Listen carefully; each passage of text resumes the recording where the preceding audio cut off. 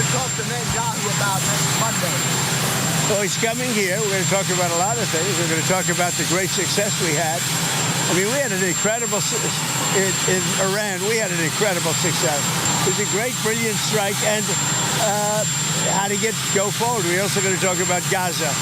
We want to get the rest. We got a lot of hostages back, but we're going to talk about Gaza. Well, ahead of yet another meeting with Israeli Prime Minister Benjamin Netanyahu, President Donald Trump announced that he has helped broker a new agreement for a ceasefire, a 60-day ceasefire, which is just a pause in a genocide. And he claims that Israel has agreed to this ceasefire. But have they? Because right now, I think that your expectations should be tempered if you're excited about a ceasefire being agreed upon. Now, on Truth Social yesterday, Trump posted the following: my representatives had a long and productive meeting with the Israelis today on Gaza. Israel has agreed to the necessary conditions to finalize the 60-day ceasefire, during which time we will work with all parties to end the war. The Qataris and Egyptians, who have worked very hard to help bring peace, will deliver this final proposal. I hope, for the good of the Middle East, that Hamas takes this deal, because it will not get better. It will only get worse. Thank you for your attention to this matter. Okay, how could it get any worse than every single building being bombed, every single hospital being completely and utterly destroyed, tens of thousands of innocent civilians being killed? I mean, how does it get worse than luring innocent, starving Palestinians to humanitarian aid hubs only to shoot and kill them as they try to get their hands on some food to feed themselves and their families? How does it get worse than that?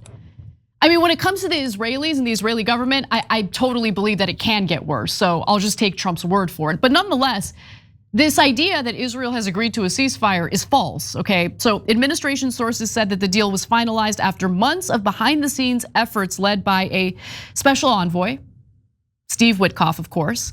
But as usual, it seems that Trump has gotten out over his skis. So despite his statement, an Israeli source, this is reported by CNN, an Israeli source familiar with the matter said Israel had not approved the new proposal, which revolves around timetables and guarantees for ending the war, the critical sticking points in previous negotiations. So I'm just gonna pause for a second so we can get caught up on all the context, because this has been the situation since the Biden administration. Netanyahu does not want to end the war. And I really get mad at myself every time I call it a war, because how can you even call it a war? They're just annihilating Gaza.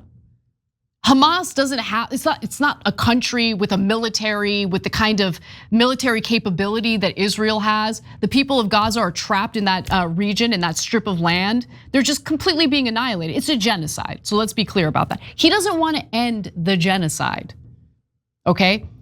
He knows that the second he does, he's not gonna have an excuse anymore. He has to go testify in his corruption trials. He doesn't want to do that. I think part of the reason why Trump is trying to get the corruption charges against Netanyahu dropped is so he'll finally agree to a ceasefire. How pathetic is that? And by the way, who's the leader here? I thought Donald Trump was like this alpha. I thought he had some pride. I thought he wasn't willing to get dog walked like other previous presidents have been by Israel. I mean, Biden was just totally embarrassed, humiliated on a regular basis by Benjamin Netanyahu, but Trump's allowing the same thing to happen.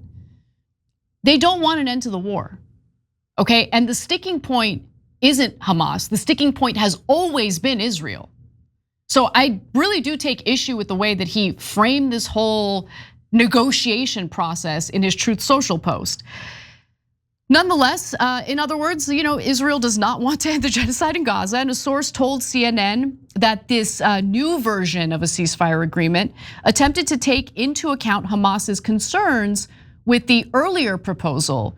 During the ceasefire, Israeli hostages would be released in exchange for Palestinian prisoners, the source added, who, by the way, are also hostages when you consider the fact that most of them haven't been charged with a crime. They never get to see a judge or undergo a trial. They're just sitting in these Israeli prisons with no charges and no end in sight. So sure, I guess you can call them prisoners, but I like to reserve that word specifically for individuals who are accused of committing an actual crime. Anyway, of the 50 hostages who are still in Gaza, at least 20 of them are believed to still be alive.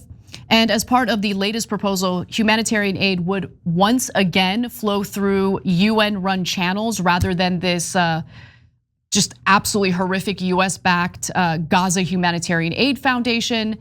These are the humanitarian aid hubs in which Israeli soldiers open fire and shoot and kill desperate Palestinians who are trying to get their hands on some food. And more than 500 Palestinians have been killed while seeking aid since the GHF started operating in late May. Now, Netanyahu is apparently planning to convene his full cabinet on Saturday night to discuss this proposal. I'm sure that it'll be a good faith effort.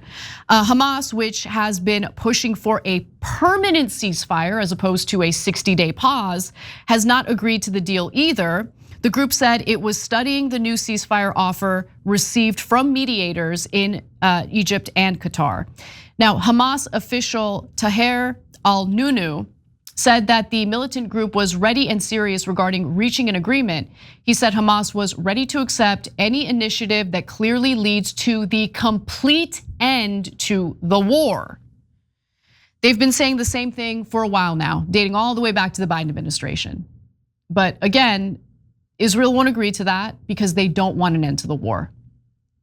Now, a senior Hamas official said in late May that the group is ready to return the hostages in one day. Just we want a guarantee that the war will not. That war will not come again after that. So again, they don't want a temporary pause in fighting. They want this war to end, and I think that that's actually the best option for all parties involved. But a Hamas delegation is expected to meet with Egypt and Qatari mediators in Cairo on Wednesday to discuss the proposal. Trump, meanwhile, is scheduled to meet on Monday with Benjamin Netanyahu, and he told reporters yesterday that he would be very firm in his discussions with Netanyahu, claiming that Bibi wanted to end the war. I don't think so, but here's what Trump said, quote, he wants to, meaning he wants to end the war. I can tell you he wants to. I think we'll have a deal next week. But in his first public remarks since Trump's announcement of this alleged ceasefire deal, Netanyahu made no indication that he intends to accept. אני מודיע לכם, לא יהיה חמאס, לא יהיה חמאסטן, לא חוזרים לזה, הדבר הזה נגמר. אנחנו נשחרר את כל חטופינו ואנחנו נכריע את החמאס, לא יהיה. So it's unclear yet whether anything will come of Trump's announcement. It really is reminiscent of all of the, we're so close to a ceasefire deal reports that we were getting during Biden's administration. At this point, neither side has said that they're compromising on previous demands. So we're right back at square one. There is no indication that anything has changed or that we're anywhere near a ceasefire next week. The only slight indication, though, of some movement toward an end to this war is that a Qatari foreign ministry spokesman told CNN the Israel-Iran agreement had created momentum for the latest talks between Israel and Hamas. But that's it. The suffering people of Gaza desperately hope the deal comes to fruition. Adnan al-Assar, a resident of Khan Yunis, says of Trump, quote, we hope he is serious like he was serious during the Israeli-Iranian war when he said the war should stop, and it stopped. But some Gazans, not so hopeful. This is not the first time he has said this. Since the beginning of the war, they've been promising us something like this. Release the hostages and we will stop the war.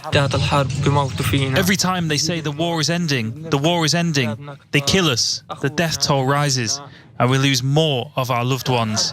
If they wanted to end the war, it would have ended a long time ago. This war will not end, but it is a war that will end us. Sadly, I think he's right. So as much as I want to feel a level of excitement or maybe a little bit of hope that there will be a ceasefire next week, I definitely wouldn't put money on it. I don't think it's gonna happen. That's where my bet is, and it like pains me to say that. The war needs to come to an end. It's not a war, it's a genocide. Innocent people are dying. We as Americans are using up our resources to aid and abet this genocide in Gaza. It needs to stop, and it needs to stop now. And it won't stop unless Trump is willing to be as harsh toward the Israeli government as he is toward, Hamas or any other party when it comes to these types of agreements. Treating Israel favorably has not worked out well in getting this war to end. So we'll see what happens. But again, I don't have much hope that there will be a ceasefire next week. Every time you ring the bell below, an angel gets his wings. Totally not true, but it does keep you updated on our live shows.